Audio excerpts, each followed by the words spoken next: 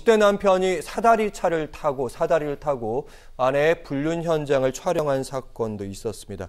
도대체 부부 사이에 무슨 일이 있었던지 궁금증도 있는데요. 네, 이게 이제 2022년이니까 작년이죠. 그래서 53세 남편과 46세 그 아내가 가정 불화가 굉장히 심해가지고 아내가 가출을 했는데 이 남편이 이 아내가 불륜일 것이다라고 추정하고 미행을 하다가요. 작년 그 8월 16일에 울산의 한 원룸에 거기에 이제 그 창문을 사다리를 타고 이제 침입을 하게 됩니다. 그래서 아내와 바로 그 순간에 들어가 보니까 아내와 다른 남성이 속옷만 입고 침대에 누워서 안고 있는 그런 불륜 장면을 이제 그 현장 목격을 한 것이죠. 그래서 격분을 해가지고 그 자리에서 휴대전화를 이용을 해서 약 한 5초 정도 촬영을 하고 이를 제지하는 그 남녀를 발과 주먹으로 때려서 각각 전추 2주 상해 혐의로 기소가 된 그런 사건입니다. 네, 일단 이 사건 재판에 넘겨져서 1심에서는 무죄가 선고됐고 2심에서는 남편에게 유죄가 선고가 됐습니다. 무죄에서 유죄로 바뀐 이유를 뭐라고 봐야 됩니까? 네, 1심에서 전부 다 이제 무죄가 된 것은 아니고요. 아까 말씀드렸던 주거 침입이라든가 상해 혐의 같은 경우는 유죄고 무죄가 된 부분은 이제 성폭력 처벌법상의 카메라 이용 촬영 혐의에 대해서 무죄가 나온 겁니다. 그래서 지금 이제 이번에 그 이슈가 되고 있는 것은 성폭력 처벌법상 카메라 이용 촬영 혐의가 1심에서는 무죄가 됐는데 2심에서는 유죄가 됐다라고 하는 것인데요. 1심에서는 재판부에서 특정 신체 부위를 촬영한 것이 아니고 범죄 따라서 성범죄에 해당이 되지 않는다. 그리고 이게 성적 욕망이라든가 성적 수치심으로 유발할 수 있는 그 피해자 신체를 촬영했다고 볼 수 없다라고 해가지고 벌금 200만 원을 선고를 했거든요. 예. 그런데 이제 2심에서는 1심과는 달리 벌금 300만 원을 선고를 하면서 성폭력 처벌법상의 카메라 등 이용 촬영 혐의에 대해서 유죄를 했는데 그 이유가 카메라 등 이용 촬영죄에 있어서의 보호 법익, 즉 이 법이 보호를 해야 될 법익이라는 것이 뭐냐면 구체적으로 인격체인 피해자의 성적 자유 그리고 함부로 촬영당하지 않을 자유를 얘기를 했습니다.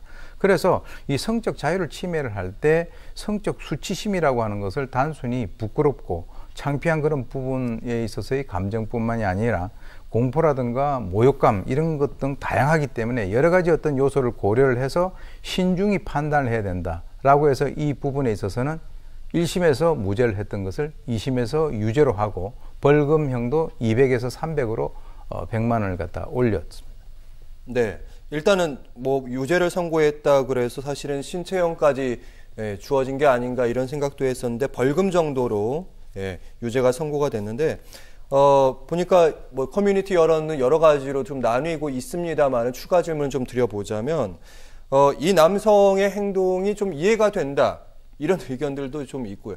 해도 너무했다. 이런 의견들도 좀 있더라고요. 이런 여론 양분들 어떻게 좀 바라보셨습니까? 미국 같은 경우는 이제 살인에 있어서 1급 살인, 2급 살인 이런 식으로 구분을 하거든요. 이런 경우는 이제 만약에 여기에서 사람을 살해한다 하더라도 그것이 이제 그 고의가 없는 살인이다라고 해서 이제 격정살인 하나의 예가 그 배우자의 불륜 현장을 덮치는 그 과정에서 상대를 살해하는 그런 행위 등에 대해서는 미국 법원에서도 그것에 대해서 좀 달리 그렇게 이제 일종의 그 상황이 범죄 자체는 이해할 나쁘지만 만한 부분이 있다라고 이제 그 인정을 약간 어느 정도 해주는 것이죠. 예. 사람을 살인을 했다 하더라도 그래서 1급 살인, 2급 살인에서 이것은 이제 급수가 낮은 것으로 해당이 되는데 사실은 지금 이제 관통죄도 없는 그런 상황이기 때문에 이 그 남편의 입장에서는 자기 눈 앞에서 그 어떤 불륜 현장이 벌어지고 있는 그 상황에 대해서 그것을 본인이 이렇게 사귈 정도였으면 애시당초 사다리를 타고 거기까지 가지 않았겠죠.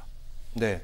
사실 이 사건을 쭉 살펴보면 겉으로 드러난 것보다도 좀 복잡한 내밀한 속사정도 있지 않았을까. 그걸 다 알지 못하는 상황에서 이렇다 저렇다 판단하기 좀 어려워도 보이는 측면이 있습니다. 그렇습니다. 지금 이제 사실 그 가정사 같은 경우는 드러난 것이 표면적인 것밖에 없기 때문에 과연 그 내면적으로 이 두 사람 사이에 어떤 그 선행 그 사건들이 있었는가에 대해서 일반인들은 잘 모르는 상황에서 우리가 어떤 의견을 제시를 한다라고 하는 것은 대단히 조심스럽다 이렇게 봅니다. 네.